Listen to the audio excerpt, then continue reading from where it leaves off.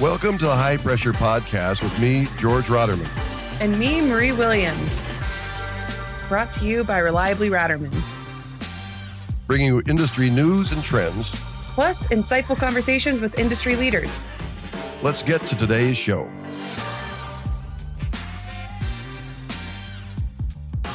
Hello, everyone. Welcome back to another Solution Center on our High Pressure Podcast. We have one of our resident experts, Lance Looper, back with us. Welcome, Lance. He is our cryogenic sales manager. We, on these short sessions, short episodes, we answer a customer question that comes in via email or phone call. So I'm going to read that question now, Lance. Hello. Are you there? I am here and ready. How are you doing? Good. Yeah, we're putting you in the hot seat yet again. So I'm going to read the question and then we'll get into the answers. All right. It says, hi, Heaton. We're currently reviewing our cryogenic systems and are looking for some guidance on valve selection, maintenance best practices, and optimizing our setup. We would appreciate any insights or recommendations your team can provide to help us ensure we are using the right valves for our applications and maintaining them properly to avoid any issues down the line. If you have any training materials, manuals, or resources that could assist our team, we would be grateful if you could share them as well. Thank you for your support, and I look forward to hearing from you soon. All right, Lance. So can you explain the difference between cryogenic valves and gas valves and why selecting the right one is crucial for specific applications? Yeah, that's a great question. Actually, it's a very important question. It's a safety question. It's one of the things that you really have to focus on, which really puts the difference between us and other distributors. You know, a cryogenic valve is basically something that is designed for a cryogenic liquid. You know, so the materials of the valve are critical when choosing these. Some of the materials you think about for a cryogenic valve are stainless or brass. Some of the things you don't want to use are carbon steel and things like that. You can see some embrittlement of the metals, some cracking of the metals. So you definitely want to pick the correct metals when you're selecting a cryogenic valve. Temperature and pressure are the most crucial things. You know, we always ask our customer service people to ask those questions. You know, what temperature is it in a cryogenic system or is it in a gas system? You know, for gas systems, you can always use a short stem valve. A lot of times you can get away with a very inexpensive short stem valve. But for cryogenic use, you really have to pick a valve that is specifically designed for that liquid. A lot of times the liquid in that valve tends to want to travel upstream of the packing and make its way up. And that's usually your biggest leak point. So having that extension on the cryogenic valve is critical when selecting a valve. Awesome. And ball valves are commonly used in cryogenic systems. What are some of the most frequent issues you encounter with them, and how can companies avoid these problems? Wonderful question again. We get this call all the time. The thing about a ball valve in cryogenic service, it's a unidirectional valve in most cases. So there's always a way to install that in a proper direction. Some of the key things you can look for on a ball valve are things like flow direction arrows, or sometimes an arrow on the body of a valve, sometimes on the top. That arrow designates the direction of flow. So you definitely want to have that going from upstream to downstream. There's also some little tricks that you can look at as well. There's normally what we call a drilled ball or a cavity in the ball itself of the valve. If you want to close that valve and look on the inlet side and the outlet side of the valve, you'll see a small hole. That's designed to actually relieve the cryogen from the inside of the ball. That'll keep the ball from exploding or expanding or causing any kind of issues.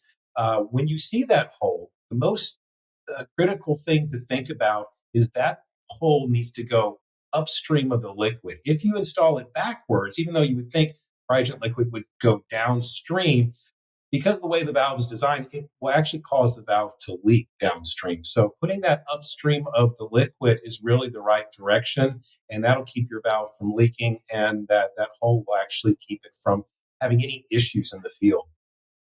Great. And if I was a cryotech putting together a package for an install or an engineer, when would I use a ball valve? Why would I choose a ball valve? Why would you use a ball valve? Ball valves are normally, when you think about valves in general, you know, it's really flow related, you know, in most cases. Ball valve, you're going to normally have a higher CV value. So if you're looking for more flow, if you're looking for more product to be come through, that's really the most critical thing. It's also easy to use. Like a lot of hospitals use ball valves. They're easy to open, they're easy to close.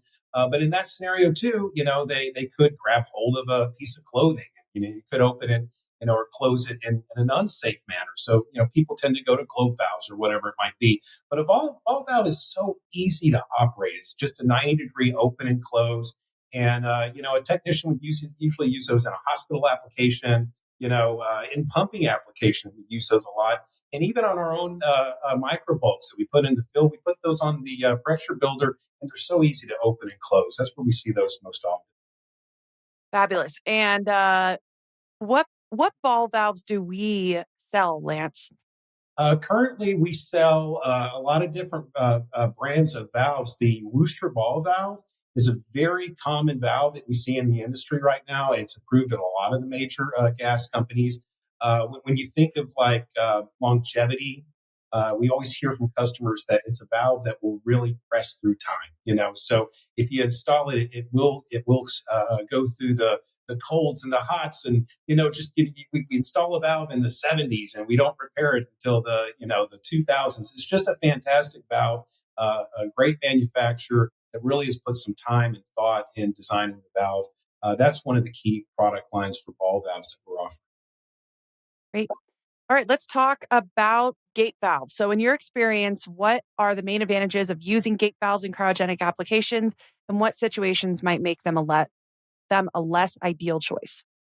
Yeah, gate valves are that is a full flow valve. It's very particular for a very particular application.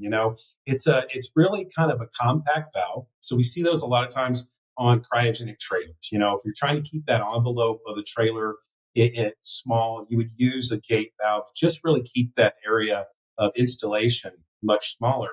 It also creates a full flow path. So we see these a lot on cryogenic pump applications. You don't want any kind of pressure drop whatsoever to a cryogenic pump, or generally in any pump, you don't want pressure drop. So you see a lot of gate valves in those applications. It's really designed just to be an easy to use valve.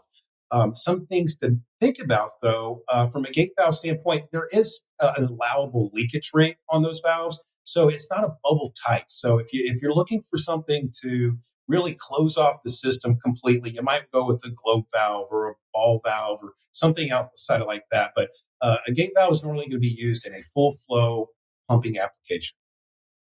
Wonderful. And what are the key considerations for maintaining cryogenic valves, and how can companies ensure their valves are installed correctly to avoid common issues like stem leaks or misaligned valves? That's great. The best thing a customer can do in this scenario is come up with a great PM schedule. Any kind of PM schedule where you have preventative maintenance on a valve. Some of the key things I tell customers to look for is, making sure your stem packing is tight. So over time, think about a valve as it's open and closed. That packing starts to warp and, take different shapes. The best thing a customer can do is take that valve, take it back to, let's say, just an ambient temperature. If it's in a cryogenic application, you can spray it down with a power washer. You can, shut off the system, but let it get back down to its normal temperature, and take that packing nut, tighten it down, give it a little turn, and make sure that that packing, reshapes to the shape that it was in before. That will prevent any kind of leaks, up to the top of the valve. And really that'll extend the life the most. The other thing to think about is make sure that your deliveries and the tanks that you're using, there's no tank slag or any kind of particulates that could scar the valve. And one of the biggest things to think about, if you are having those type of issues, install a strainer upstream of any valve, and that will honestly keep you from having any maintenance whatsoever on scarring or seat failures in the future. And speaking of strainers, I've heard you've seen some pretty wild things. Do you mind touching on the most recent one? I think your I, kids even play with? Or you want to hear a story about strainers? Yes, actually, I had a customer call here recently, and we were trying to diagnose what was going on with his application. We could not figure it out, but obviously, he was having some issues with the strainer upstream of a valve, having flow restriction issues, and the customer actually would want it to return the strainer. I said, okay, well, let's take a look at it. We did a live video. And as we got closer to this strainer, the more I looked at it, I'm like, well, I have no idea, but I know whatever that red thing is in the strainer could not have come from the manufacturer. I said, can you just get a little bit closer? And as he got closer, I saw 4 little bumps on the red portion of the square. And I said, it might be crazy, but I think that is a Lego. And the customer said, why would there be a Lego in my cryogenic system? And a guy from the back bends around and he goes, I have an idea why. And he comes in and says, when we were doing this install, my kid was running around and he had his Legos, and there's a very good chance he might have put one in the pipe. And sure enough, we found a Lego in a strainer. So, when you think about safety and maintenance, those things really save your systems. It saved the customer from having any problems. But it was my first Lego I've ever found in a strainer. Oh, that is great. Well, I'm glad it did its job and can withstand a Lego. So Ratterman provides extensive technical support and training for cryogenic systems.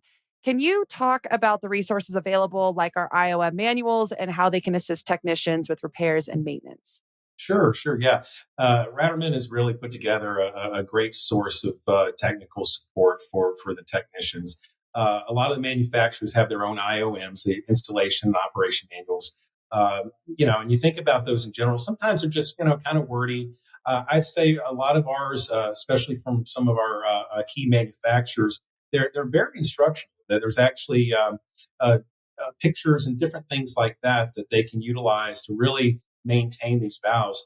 Ratterman's taken that a little bit further. We've actually put together our own PowerPoint presentations, and we've actually taken pictures of the step-by-step instructions. So if you think about, repairing a globe valve, we've got a guy with a wrench in his hand and actually telling you how to torque a valve, how to actually put that seat in the valve. And we have pictures step by step. So as you get new employees into your company and you're looking to train them, we put together instruction manuals in a form that will teach the new people and sometimes the old people the proper way to repair these valves based off the manufacturer's procedures. I know sometimes technicians have their own way of doing things, but this is just the way we recommend doing those. We can offer those to our customers and send them out to anybody that needs them. Perfect. If you need help regarding cryogenic valves, we're here for you.